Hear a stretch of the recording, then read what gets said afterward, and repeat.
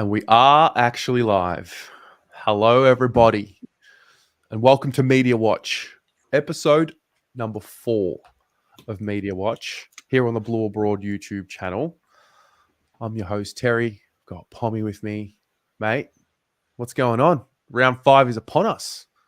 Hey, mate, I'm good. I hope everyone else who's flittering through is good and all.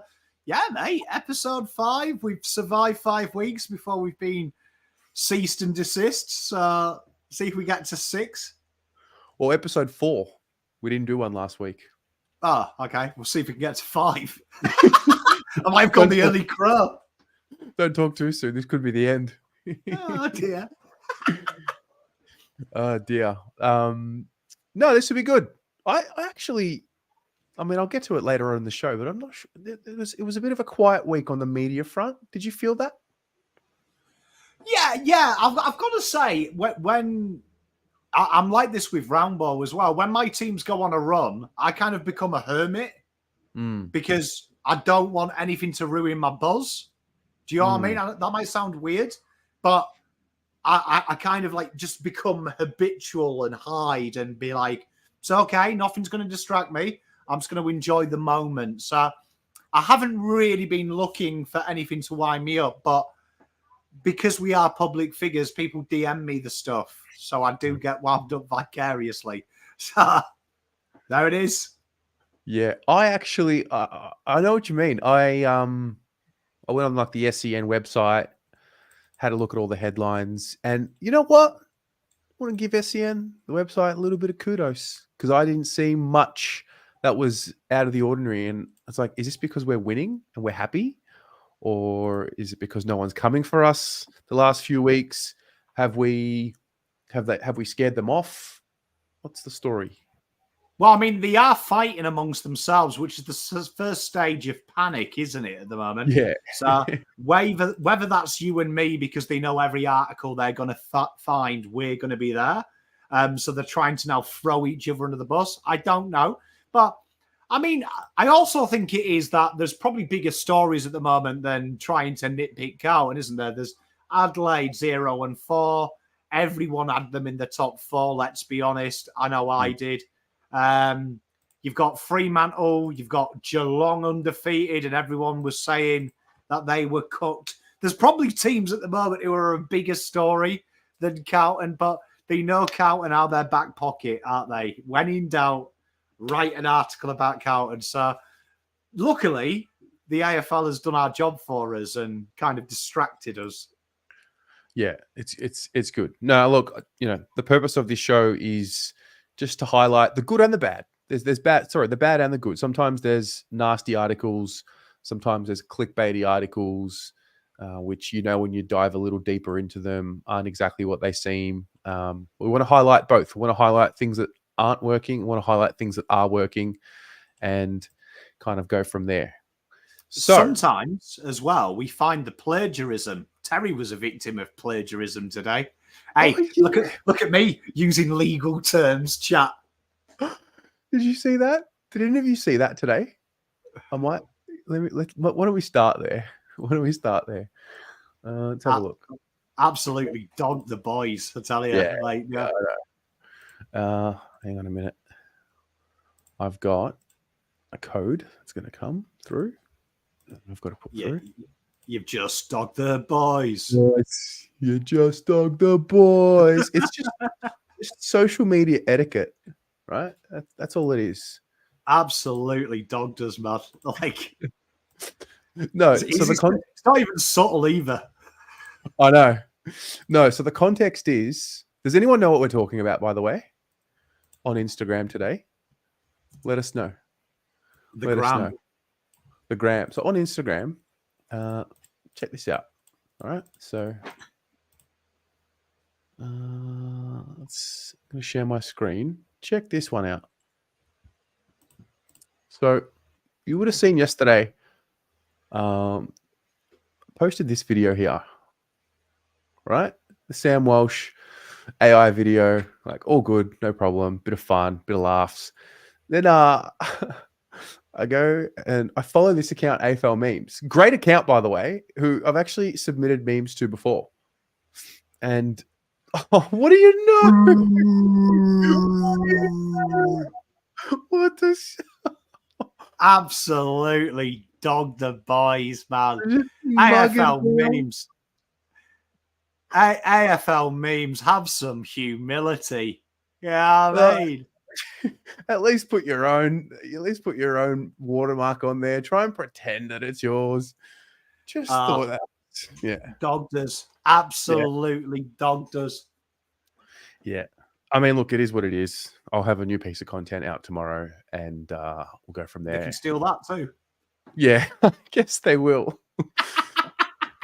It's all right, lads. Don't worry. We'll work hard so you don't have to.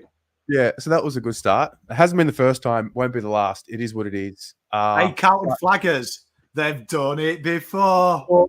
They've done it before. Stealing your memes. They've done it before. Yep. So that was how today. That was some of the news for today. Thank you for those of you who actually commented on that post and tagged me. That was nice. Good to see the community getting right behind me and right behind us.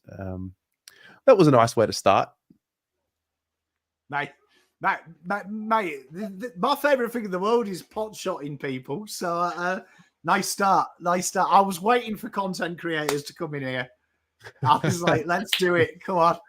Give me content creators. Let's do it. We'll start off a little light. We did see that Sam Walsh was named for the Blues. We'll start with Carlton. And I just thought I would just go back and just close out what we thought might happen. We actually raised this at the time. We're not going back in retrospect and getting this clip. We raised this at the time and we thought something was fishy with this clip at the time. So take a look. Sam Walsh, I was told by someone at Carlton last week that, oh, buddy, watching him run is like watching an old man run. Next week is crunch time for him too, because when he attempts to bend the ball, tackle, kick, that is still a big challenge for Sam Walsh. If he doesn't get through the next week or two, that's when surgery will start to be discussed.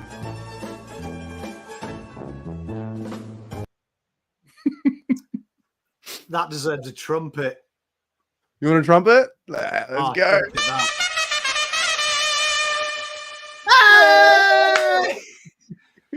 Ben's like an old man. Way! Quality. I want to know who was the person that he spoke to at Carlton. That's what I want to know. Oh, mate. Absolute quality bants from Mitch Cleary. Knocking it out of the park. Like, honestly, like, absolutely knocked that out of the park.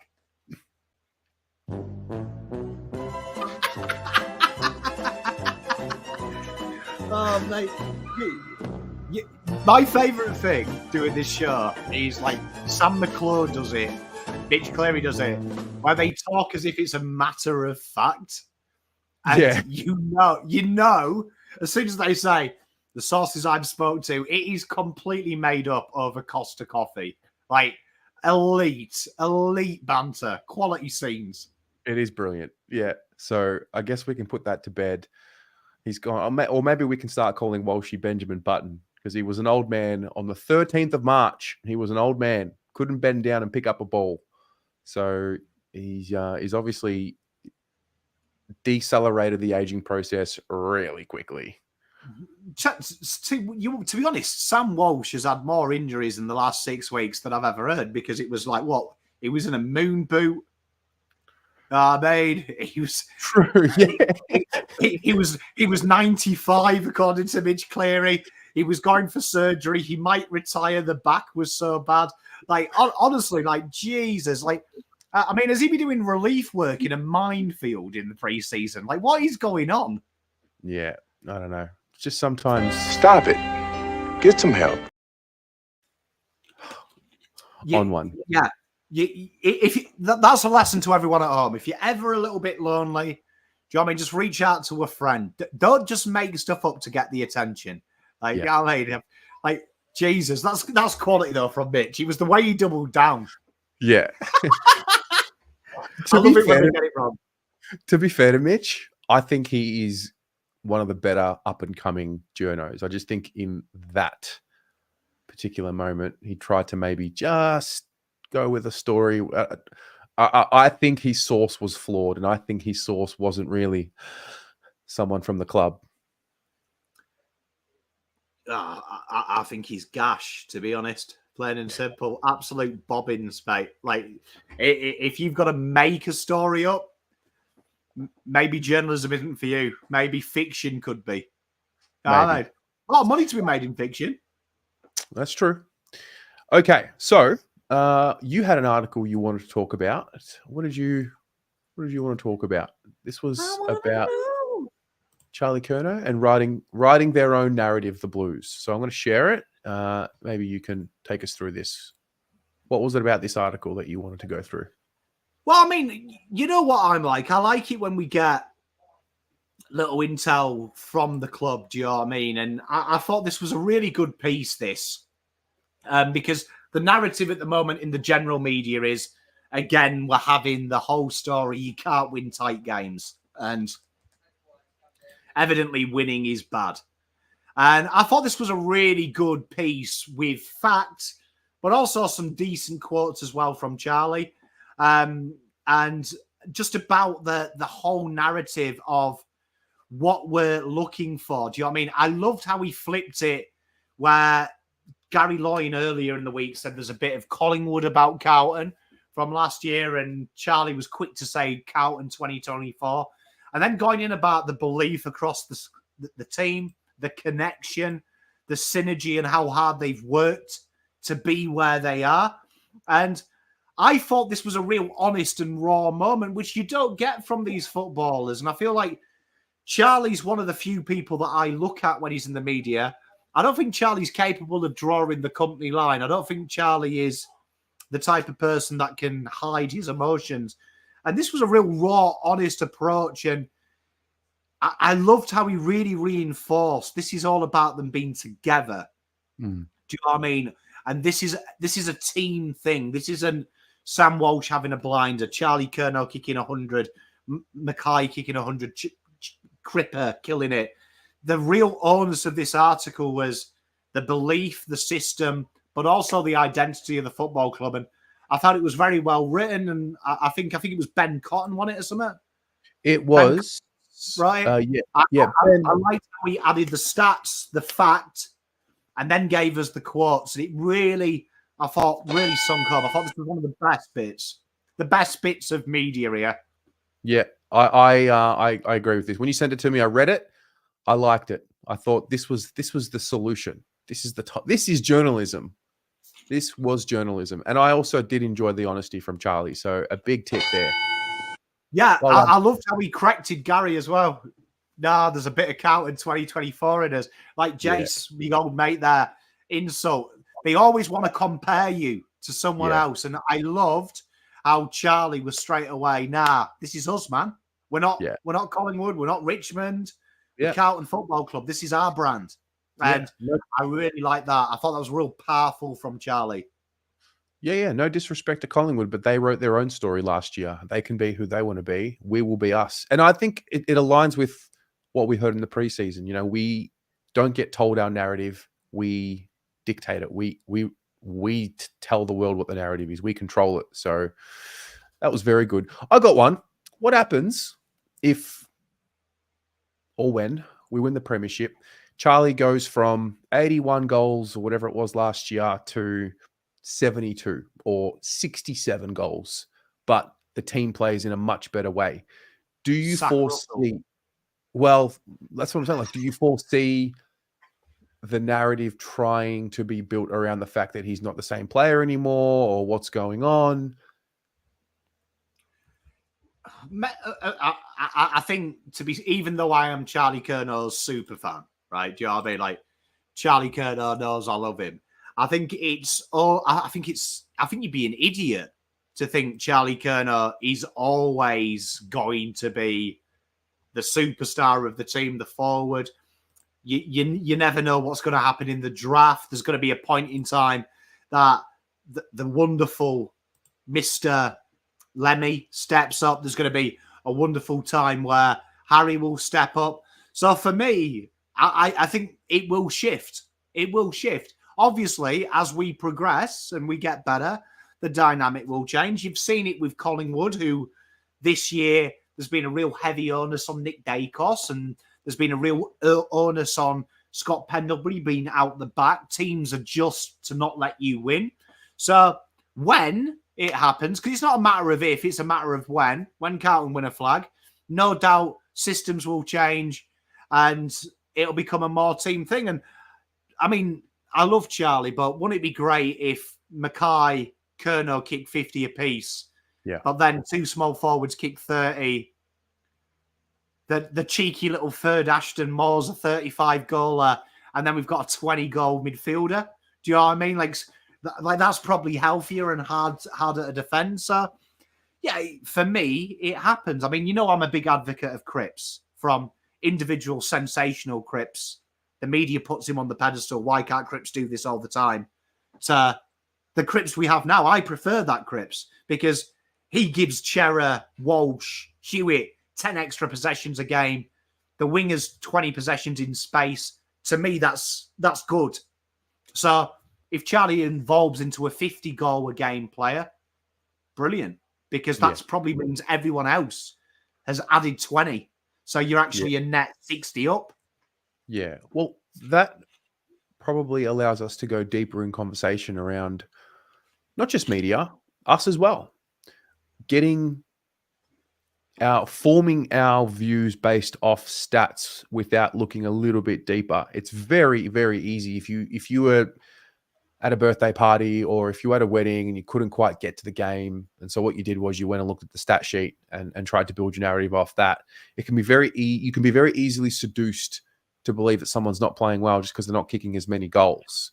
And I do wonder what that's like for a player. I think Ollie Hollands is the example here. So chatter this week was around, Ollie's just not performing that well. Us on the ratings we went through, looks like he's covering the ground as well as he ever has in his early career, defensively in particular, playing his role. But for some reason, there's this little mini narrative, almost like we're looking for someone to drop. Like, who's next on the chopping block? Or where's that coming from? Has that been implanted into our subconscious based off how we've been conditioned to watch footy? I think that's just human nature. Human nature in society today, going on a bigger picture, is not leave people be. It's destroy something beautiful, isn't it? Do you know what I mean? Like, whatever it is, whether that's nature, whether that's an artifact, something not tangible, or something real or people. I think as people, we've got to destroy it. We can't just go, you know what, it's beautiful the way it is. I think from a football perspective, though, I think it's a wonderful thing because, like, for me, it's easy for me to say, but I think it's such an uneducated comment to say Ollie Hollands needs VFL form. And the reason being because he needs to find more of the ball. And I'm like, okay, cool. But then you look at the players that play on his side, the half-forward flankers that have played there are averaging about 7 to 8 touches more than other halfback flankers. And then you look at the halfbacks, they're averaging about 11 to 12 points per game more than them in score involvements than the AFL norm. So then that tells you that his role is obviously a certain role. And then every week he's running X amount of kilometres. And then you hear Voss try and help you out, analyse the game, saying that it's a team defence. It's very potent on the pressure. And then people say Jackson Binns. And you know what? When you say to me Jackson Binns has got to come in for Ollie Hollands, straight away I know you haven't watched the VFL. Like, I literally know. It's like, it would be like hearing someone talk about football to me in the UK and say, this player kicked a goal, because you don't kick goals in football. You score goals. So it would be straight away, I'd be like, okay, you don't understand what the fuck you're talking about. Because Jackson Binns is the total different type of footballer. Very little tackles, very low pressure acts. He couldn't play that role. So then you would say you'd have to adapt the system. So then my question to you is, do you want to adapt the system? The system that's got you here? Just because you want Binns in? So then I say Binns is Cottrell.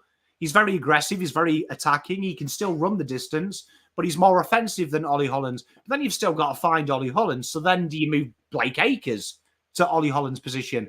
But then Ollie Hollands can't run 15, 16 kilometres a game and be in every part of the play as of yet. I think that's his natural progression. So, Yeah, I think it's a real interesting little avenue to me. That why, like, I don't look at that team and okay, I've got a relationship with Ollie Hollands. We know I love him, but take that aside. Why do you want rid of him? Like, why? Watch Jackson Binns and then watch Ollie Hollands. And I love both of them equally. I've followed them since they were 16 years old. It's like comparing Taylor Swift to James Corden as a singer. You're not even on the same planet of footballer. They're totally different. Yes, they're wingers, totally different. So, it's like the thing that annoys me. Oh, small forwards drop Durden, 8 tackles. And then Michael Voss in the press conference goes, forward pressure is our substance. Forward pressure is the building blocks of our system. Okay, so you want to drop Durden because Motlop kicks 2 goals. But Voss has just said tackles are the system. So it's like, and I always say, be careful what you wish for. I've been saying this to a good friend of mine at West Coast. Be careful what you wish for, because sometimes the grass isn't greener. And I remember 2017 Carlton, they're too boring, 60 points a game. It's like watching paint dry. Everyone demanded be more attacking. Everyone demanded kick 100 points. Bolton shelves his defensive plan, tries to be a bit more ostentatious. Does anyone remember what happened in 2018? I try and block it out. 2 wins. 2 wins. Because we shelved the game plan and tried to be more sexy. Like, sorry, this isn't the entertainment business. This is the sport business, right? So if you want to be entertained, go and watch a Mickey Mouse sport like WWE. That's scripted. If you want to win and fight, come and watch football. That's more important. Yeah. That's what I said. I feel like I'm watching something potentially repeat itself again. We look for someone to drop because we love, as humans, we love the drama. We love the theater of what, like, who's on the chopping block or who's next. It's like, or you have minimal changes to a winning team. All that. For me, it's quite simple.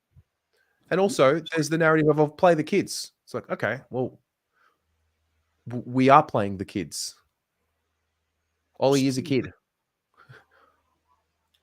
I mean, he's not Ed Langdon. And if you want to see Ollie Hollands have 30 touches, PM me. I've got a shitload of torrents from him playing for Vic Country, who were a wing-based side who fed him ball all day. All day. So you can watch him have 30 touches. It's really joyful. He's got a real pretty smile when he's happy. But he's working hard, man. He's working hard. And obviously, I'm sure if you ask Ollie Hollands if he'll speak to you, he probably wants to see more of the ball. But, I mean, there's only so many heat maps. There's only so much analytics. There's only so much analysis I can give you to say Ollie Hollands can't have 40 touches. Do you know what I mean? 40 touches if the ball's not going down that wing. Like what do you want him to do? Do you want him to be selfish and go, oh, nah, Colin from, I don't know, Wanggrata is saying I'm a useless piece of shit. Oh, I'll piss off to the right wing and I'll leave the left wing open and I'll just grab touches because poor Colin might bully me. Do you know what I mean? Like, that's not how it works. You know what I mean? He's got a job to do. And the fact he's picked every week should tell you maybe Voss is saying you're doing your job. And trust me, they've got defined roles. They've got defined roles. It's not a pretty team to play in. Yeah. Yeah. Sean, mate, I want to see Binns too, but not for the sake of seeing Binns. You can see Binns. You can. The AFL has signed an agreement for free where you can actually watch the VFL for free. Like, honestly, it's 2 clicks of a button. Click it, watch VFL. Click it again. You can see him. You can even go back and watch him. Played 20 games last year. He was brilliant. Watch it whenever you want. In bed, on the toilet. But, like, he will come in. But Binns is a new problem. And I would say this. I'll ask you, Terry. If I said to you, we could be more aggressive but less strong on defence, or more strong on defence but less attacking, which would you rather choose? The latter, because that's what wins flags. Hey. Yeah. There is. Entertainment-wise, obviously you want to see more more attacking. But I think what I've learned about the league is you get your defense right, it helps you go longer. Petra gets it as well. Like Petra, brilliant. Like trivial reasons, spot on. We used to do it all the time. Limping players to 250 games, 200 games. Do you know what I mean? Things like that. Like, I don't get it. Look, like, trust me, no one wants to see these kids more than me because I spend 2 years watching them every year. Trust me. There's no one outside of their families probably wants to see them than me. Trust me. Match them more. Can't wait.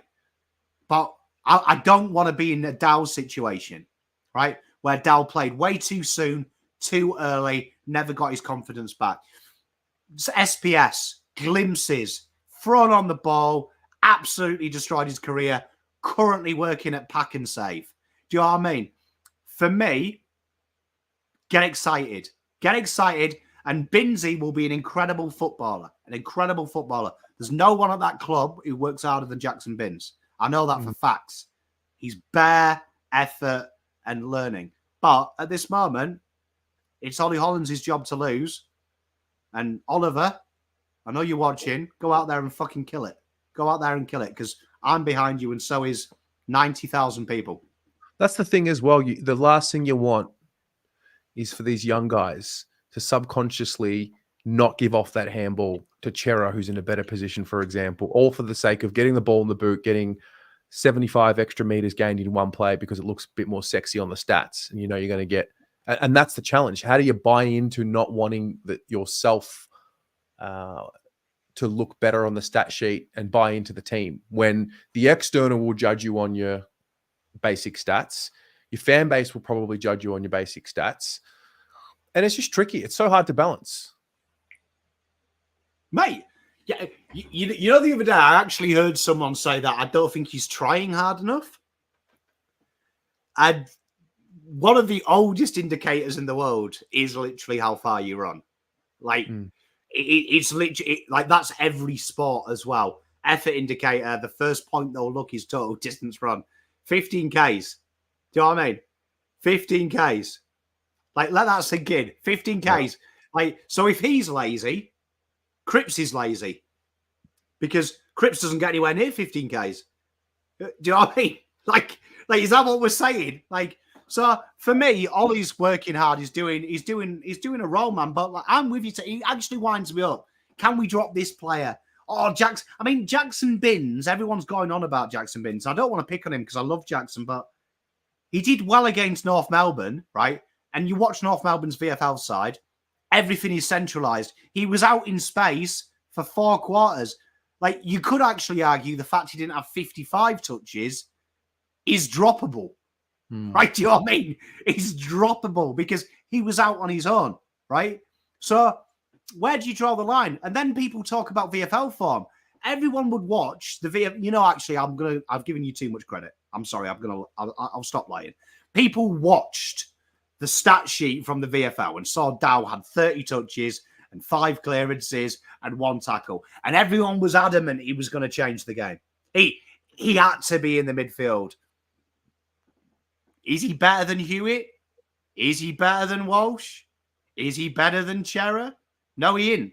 I mean, do you know what I mean? I think he'll struggle to get in the St Kilda team. So let's look for it. Let's look for him and let's hold him in, because once he's ready, he'll be in. And you know what? Jackson Binns is like Carroll, is Cottrell. Once he's in this team, he won't fucking come out of it. That's I know Jackson Binns. That's what he is. That's what he is. He won't get out of that team. That's how he is as a character. So can't wait to see him in. And you know what? It's probably Matt Cottrell is the guy he's chasing. John, this reminded me of, what's the young fella's name? Ollie Dempsey. He has been in that Geelong system for a couple of years now.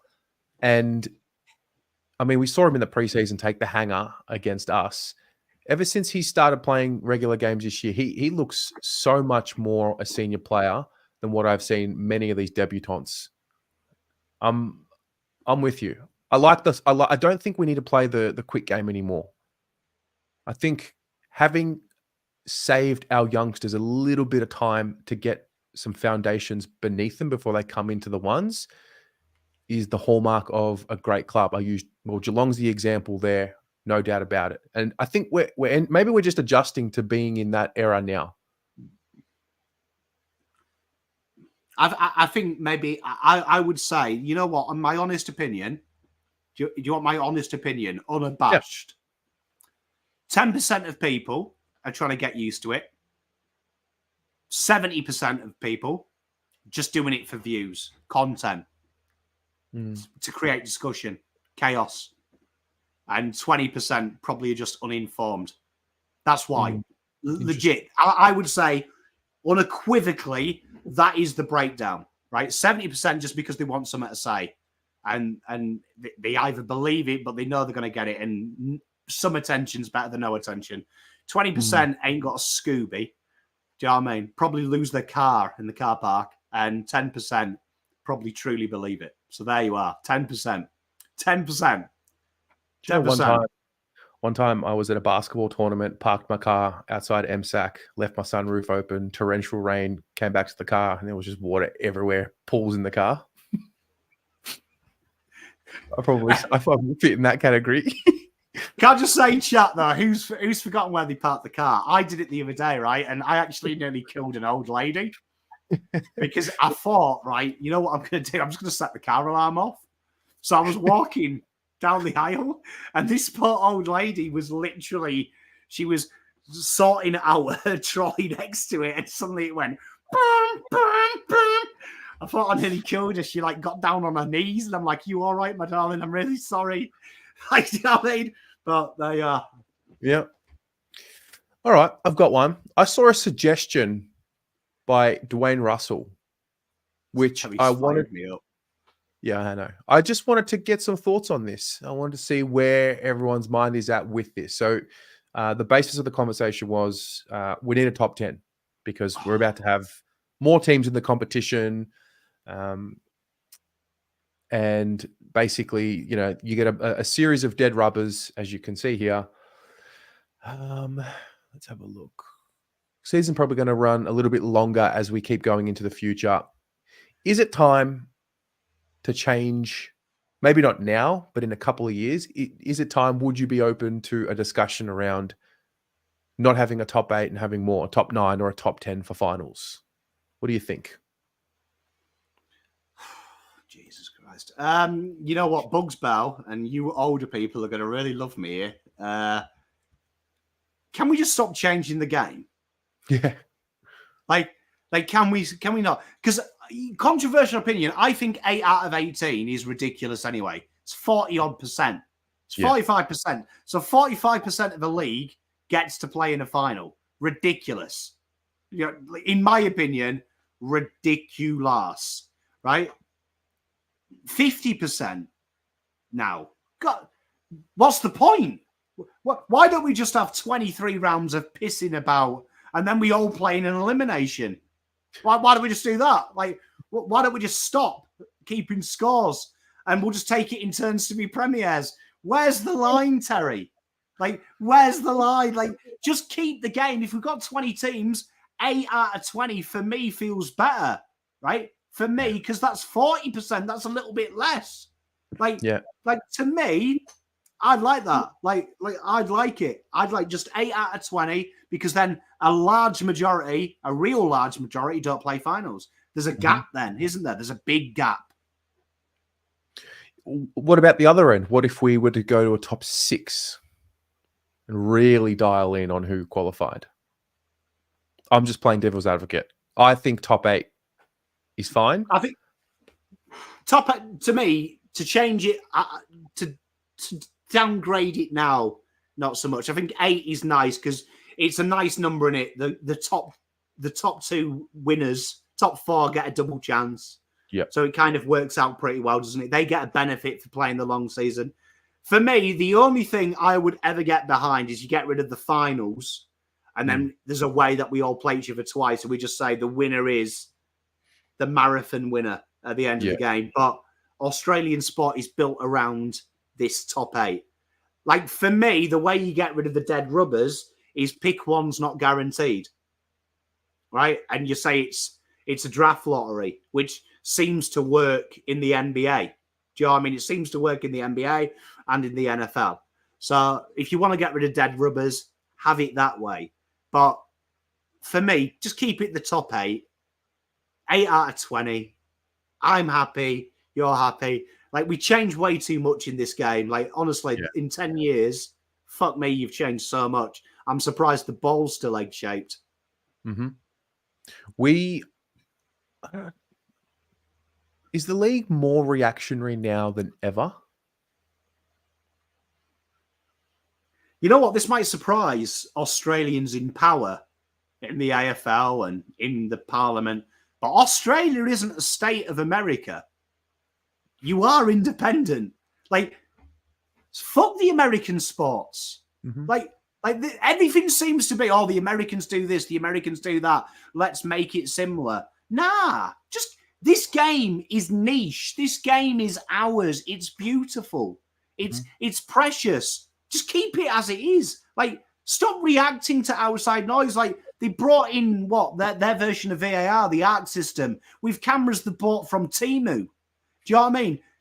Judged by trained rats. Like, everything's done half-assed. It's never implemented properly. It's just like, oh, this is a great idea. I've got an idea. Let's have cameras. Everyone has cameras. They got the shittest cameras, Terry. Then they got the idea at gather round, and they're playing on a ground that looks like a fucking car park. Like, can't we just get it right, Terry? Before we start running, the game is beautiful. It's loved.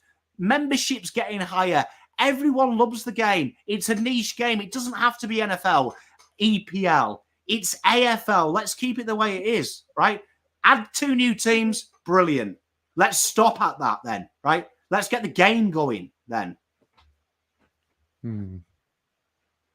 So when it comes to top 10, we'll give it a... Oh, yeah. Dwayne, you know what? I think maybe Carlton fans are confused when they're saying sack Andrew Russell. Based on that, sack Dwayne. Got the wrong Russell. Shift. Yep. So that's that one. Let's talk about another topic. So one thing I got asked on the team show last night, saw a little bit about Caleb Daniel as well. What do you make of the chatter about, I think Zohar's been recently floated, Dusty as well, about potentially going to the Suns, even though at every chance we hear that he's going to stay. What do you make around public commentary on these players leaving clubs so early in the season? Is it just, it is what it is? You got to talk about something? Or do you, to be honest with you, when someone asked me yesterday about Will Hayward, I was like, I don't know what to say. Like, it's round 5. I don't know what we'll need in round 10, let alone round 15 or 18, let alone after finals, if we make it. So, I don't know. Is that a culture thing? Well, I mean, as a POM, like, the talk of teams transferring players and players not staying at their club this year to next year are rife 24/7, 365. So, like, for me, I am used to hearing the rumblings of a player is linked to your club. This is his last year if they stay shit, things like that. So to me, I understand it. I think in the AFL, it's quite a complex thing because player movement is really new to you. I think without sounding patronizing, it's really new to you because, like, to a POM, all our sports people leave whenever. So no one cares. It's kind of like you learn to live with it. I think it's disingenuous. You know, for me, I'd love to know how much element of truth this is. So knowing 2 list managers now in my repertoire, in my diary, personally, I do know for facts, and I've witnessed deals be done very early, a lot earlier than what we know in the media. But there's always an agreement, especially the one I witnessed on a golf course. The agreement was this doesn't leave ever. This doesn't leave ever, but it was all pre-done. I'm not a big fan of it because I think it distracts teams. Like, I look at Gold Coast and they've got such a good list, and their list is 99.9% built themselves, isn't it? And Thankfully, they've got it right finally after what feels like 2 decades of picking NRL footballers up. But I feel like it's kind of, I feel like it's the media trying to get it through and get something to talk about. Because I can't, for the life of me, think Gold Coast has sat there now going, we need a Dusty. We need, I can't see it. I'd understand if it was a Tom Green and there's rumblings that he's unhappy in Sydney and he wants to move and his nana lives in Gold Coast. Yeah, that he's a player that you probably sell your list to get. But yeah, for me, I don't think it, like Terry, we're Carlton fans. Like, what happens if Sam Flanders tomorrow has a career-ending injury? It'll change. You know what I mean? What happens if Matt Rowell, heaven forbid, does an ACL again? If that happens, they're not going to be looking at Dustin Martin. They're going to be like, right, we need to bring in an inside midfielder who's going to play full-time there. Like, I think there might be slight plans now, but I don't believe that Hardwick's on the phone going, Dusty, get your guitar from Japan. We're getting the band back together. Come to daddy, baby. Let's go one more time. Yeah, do you know what I mean? Like, yeah, the rumblings maybe, but I'm not a big fan of it. I mean, we're right at the start of the season. Jesus. Like, I mean, surely there's something else to talk about. Well, there's no doubt conversations go on throughout a year. Meetings happen in private and it stays private. There's no doubt. I think it's a slippery slope when you get club officials talking about it. Like, I always find it really interesting, maybe because I grew up watching basketball, watching the NBA and seeing how strict they are on players talking and, you know, openly praising other players and even slight references to trying to get them to their team. I've heard Paddy Dangerfield make references to it as well. And maybe it's just separated in my mind. Don't think about it like this. That's the NBA. This is the AFL. But I can't help but feel like there needs to be some level of a line drawn with officials from clubs talking about potential players who are on the market in the off season. I think generally the AFL, they're pretty good with that though, aren't they? Like players, like coaches, list managers, they generally distance themselves quite early. I mean, if you remember this time, I think it was about the bye, wasn't it? Nick Austin was asked about Lachlan Shaw because Lachlan Shaw quote was a lock to Carlton, and Nick Austin gave the who? like you know, the kind of like, I don't think we're interested in him, like, you know. So that always leads me to believe maybe they just link something. So like, you know, Hayward to Carlton, Nick Newman. Do you know what I mean? There's the Nick Newman connection. Do you know what I mean? Like, he's been seen on Nick Newman's Insta. That makes sense. Carlton want a half forward. That makes sense. I think some of it's there, but I genuinely think they're quite respectful. You see tapping up in the soccer a lot. Do you know what I mean? Like, coaches are notorious. Ivan Toney is a player that, yeah, of course, if he's available, we'd love to bring him in. Thank God that light didn't go red. Yeah, I know. I would have hit the dirt if it did. Watching you in the comments right now talk about mid-season trade period, I feel like that's inevitable based off what I'm hearing the players talk about and the AFLPA talk about. Like, it's going to be coming at some point in the next 5 to 10 years. What do you think about a mid-season trade period? I'd need to see how it's structured. But okay, I'm going to upset your chat. I don't mind it. I don't mind it because, and I'll tell you for why. I think players like Paddy Dow this time last year would be worth twice as much to Carlton to sell than at the end of the year when there is the draft. So what I mean by that, your fringe players, your third rounders, at that stage, I think you're thinking about the draft. It's 6 months away. You would be in the mindset then of, am I going to, based on this draft class, get a player better than Paddy Dow? You could probably argue the second. Do you know what I mean? Second rounder. So I think players that maybe would be delisted, maybe would be hoping for a Paddy Dow type deal where Carlton ask for nothing just to get him to another club, could help them out. I also think teams like West Coast would heavily benefit from that when they had their injuries and were not blooding 18-year-olds who were getting battered in the waffle in the seniors. I think that's an issue. Is that something that's maybe like an RFA for last year contracts and only last year unsigned players are eligible for it, and we can fast track the stupid you match, I match compensation? Is that a method? I do like that. Do you know what I mean? I do like that last year of contract, and we do a trade without using the AFL and using preseason drafts. Do think that's good, but I think it will come in. And I don't think, though, like, even if it's in, I don't think you'll see like a top player, like Tom Green won't leave for fourth first. But that being said, wouldn't it have been interesting with West Coast with pick one? We've picked one this year, and all the teams were clamoring at the first week to try and get that pick one.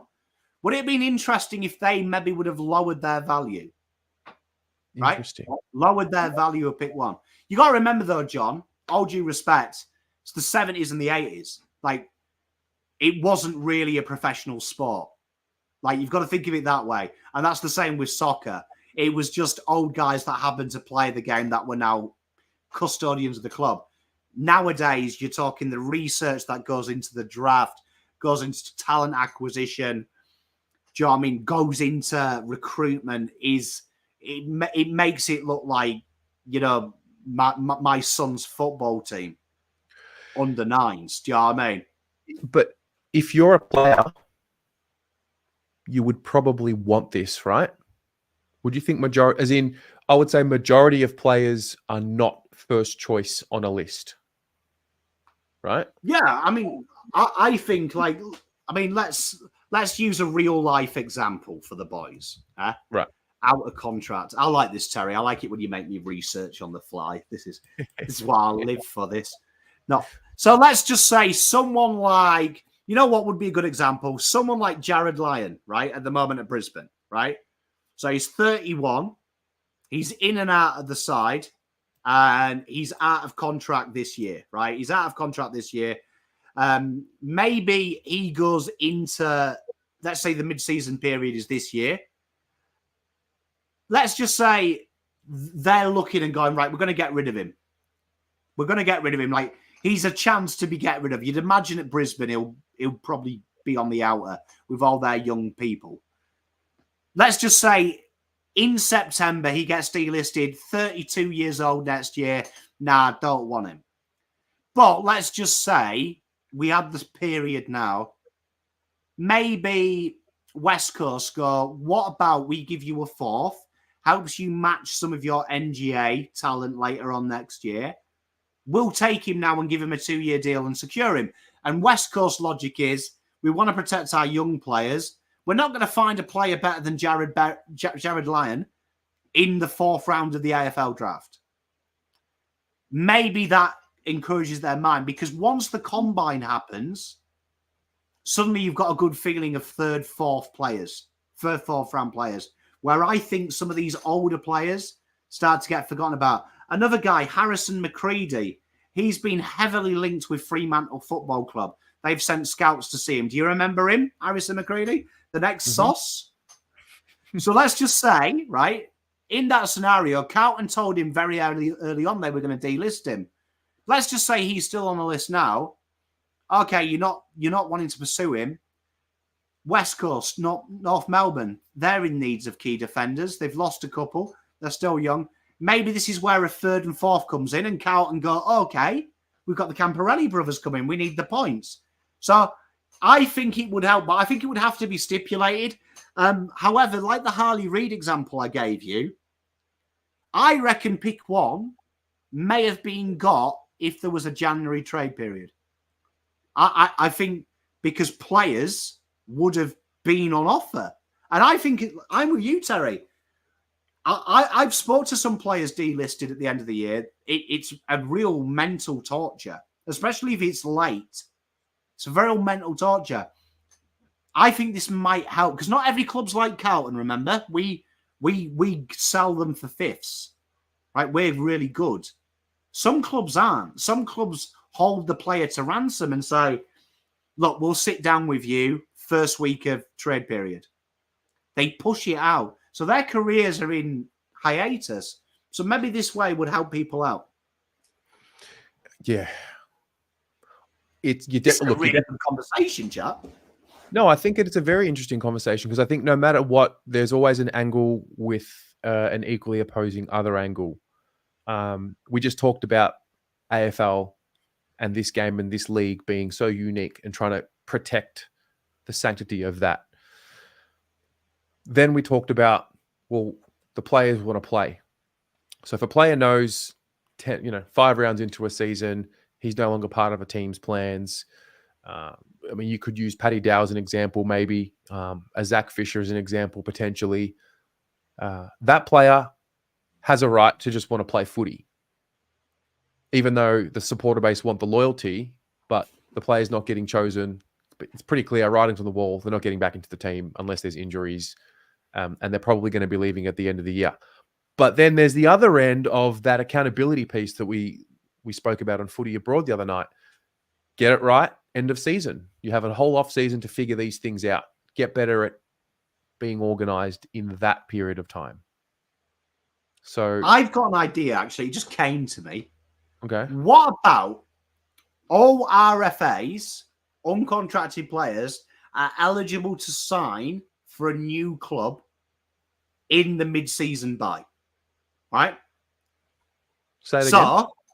So restricted free agents, unrestricted free agents, as soon as the bye starts, it's over 2 rounds, they are free to sign with other clubs. So a bit like the Bosnum rule in the AFL, in the Premier League, right? Okay.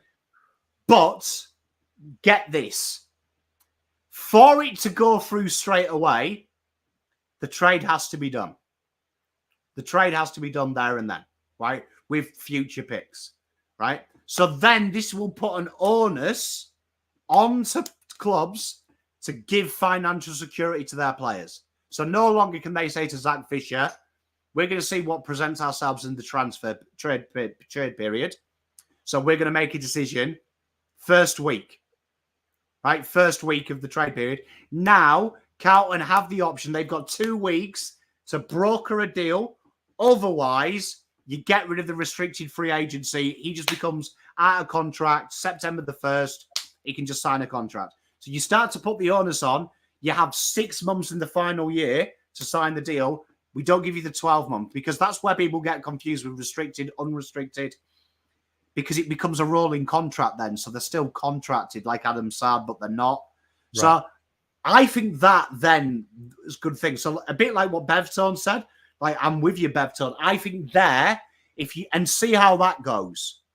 And then if he's successful, but I think that way, you are usually the out of contract players by the bye, they're fucked off or they're fringe.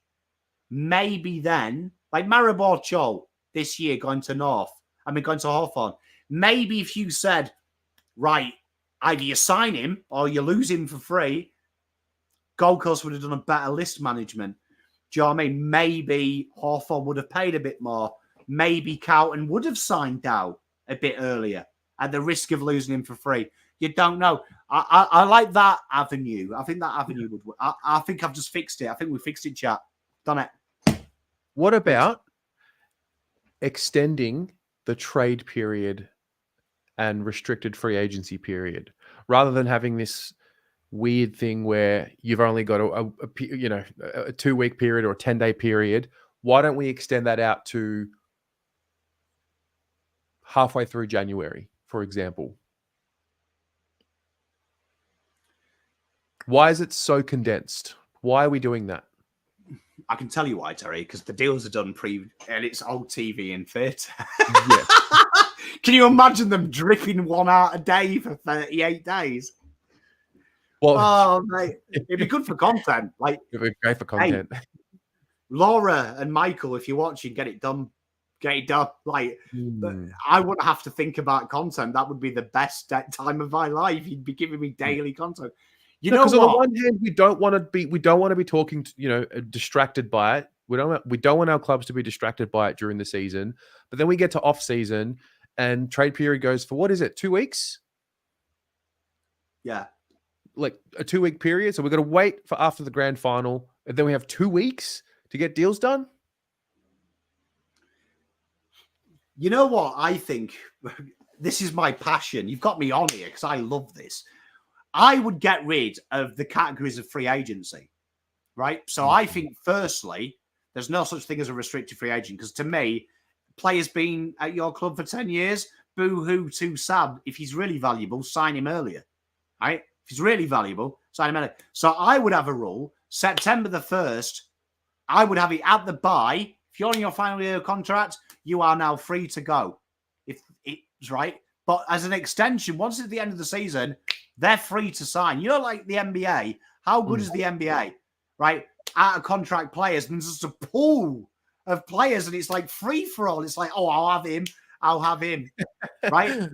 I think that would be a lot better because I think at the moment, restricted free agency, like the Adam Saad deal, like the fact we have to trade for a player when Essendon have said we don't want you and we're not going to re-sign your deal. Jack Martin, the same thing. Oh, you don't want to stay here, but you're out of contract. That's list management. I think list management is far too easy in this country. So I think, firstly, get rid of the tiers. Once you're out of contract, you're out of contract. Let's put some pressure on these list managers to make list decisions for the future today. Right? And Adam, and I think it was John as well, he said list sizes, like increase the list sizes. Like for me now, let's have a state league reserves and have a category of rookies, right? Have a category of rookies that play state level that can be promoted in injury. So then we get rid of the mid-season trade period because for me, the mid-season trade period is the worst thing in football because it is weakening our state leagues, which are the breeding ground of the next generation of footballers. So for me, increase it. So if you want a good team, get them there. So this is a great conversation, this, Terry, but for me, get rid of contracts, statuses. It's either you're in contract or you're not. There's no matching and none of this nonsense. If a player wants to leave, he should be able to leave. And if a club wants a player, sign the fucking deal. I did not expect the conversation to go here, but I love that it did. But I love player movement, Terry. Like I don't think we have enough player movement. And I think that's why careers go to waste in this country. Because some clubs aren't Carlton. Like we're blessed. Nick Austin is an angel. And he will trade a good player who's worth a second or a third for pick 80. Because Nick Austin's a good guy. Dodoro, though, will hold that player to ransom for pick 30. So Zach Fisher was probably somewhere between an early third, maybe a late second. Dodoro would have been like pick 28 or fuck Zach Fisher. And Zach Fisher would have ended up playing for Frankston. And once you're in the VFL system as a delisted AFL player, you ain't getting back in. The stats show, do you know what I mean? It's like a 5% chance. It's doomsday. And list managers like that are killing careers. So that's why I'm suggesting we need something that gives an incentive, because I did a video on Tasmania and I put a lot of effort in and people don't like Tasmania, so they haven't watched it. So I'll explain it. But my premise was, instead of giving them kids, give them an incentive to get a lot of second chance players in to protect their kids. They're going to get battered for 2 years, but start them earlier in the VFL next year with state league players to protect these kids and give them the early access that they need so they can start doing it. And I was talking about second round picks, third round picks. Give them the talent where core players come from. But the AFL is literally cutthroat, but there's no avenue for them to come back. And honestly, speak to any footballer. If you're ever privileged to speak to a footballer that's in the AFL that's been delisted to the shit kickers, it's a massive culture shock and it's a long way back. And it's probably getting even harder now. For every Alex Chincotta, you've got a Josh DeLuca, 100 Josh DeLucas, right? It's tough. It's tough to find your way back in this league. Look at the MSD. Very few second chance players coming through the MSD. So I'm with John. I'm with you. Let's extend the list sizes, you and Adam. Let's extend it But also, let's get rid of these contract statuses because it encourages, like, let's use an argument from Carlton. Clubs would be rather getting Domaku with a late pick in the draft, very raw, than give Oscar McDonald a chance. Both will probably end up delisted in 2 years' time. But logically, Oscar McDonald's probably going to provide more for your list than hoping 1 in 1,000 chance he becomes an AFL footballer. And it's a waste, man. It's a waste. Get rid of it. Okay. Well, there you go. There's your media watch, episode 4. I think we'll be sticking around. I don't think anything bad happened in this episode. I love it.